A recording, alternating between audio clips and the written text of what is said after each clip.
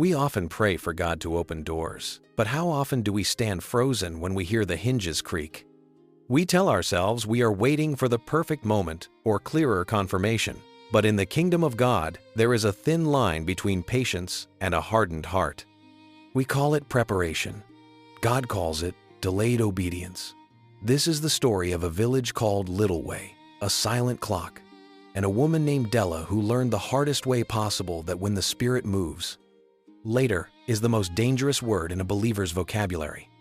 In the valley of Littleway, time didn't move by the sun, it moved by the great stone tower.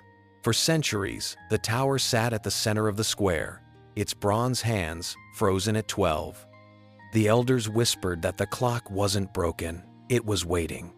They called it the Gale of Grace, a moment when the clock would chime for one specific soul, signaling that the season they were in was about to vanish forever. Della was the village's finest weaver, but her shop was a labyrinth of half-finished tapestries. She had a gift for color and a heart for ministry, often feeling a deep nudge to teach the orphan children of Littleway her trade. Next spring, Della would say, smoothing a stray thread, "When the wool is softer, when I'm truly ready." She called it patience. She told herself she was waiting for a clearer sign from heaven before she committed. One Tuesday, while the village hummed with the mundane rhythm of life, the air turned heavy. A sound like a deep, resonant cello vibrated through Della's chest. She looked up.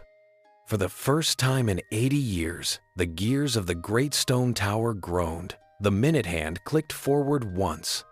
Then, a voice not loud, but impossible to miss, echoed in the silence of her workshop.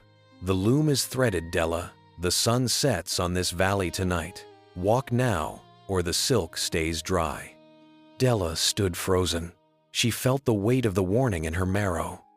But then, she looked at her unfinished work. She looked at the dust on her floor. "I'll go at noon," she thought. "I just need to finish this one pattern so I have something beautiful to show them." She convinced herself that God would value a completed gift more than a sudden, messy appearance.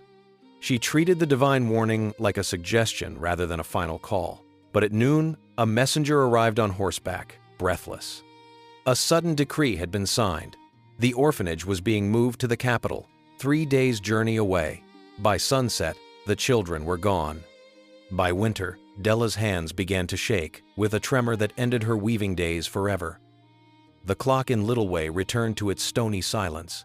It had spoken, she had listened, but she had not moved.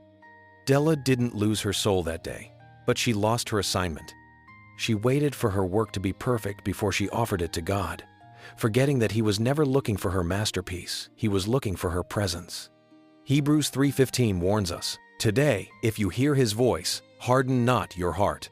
Hardness doesn't always look like rebellion. Sometimes it looks like a weaver sitting at a loom, convinced she has more time than she does. Is there a nudge you've been labeling as someday? Is there a door God cracked open months ago that you are still standing in front of, waiting to feel ready? Don't wait for the clock to strike twice. The chime of grace is ringing right now. Walk before the silk stays dry.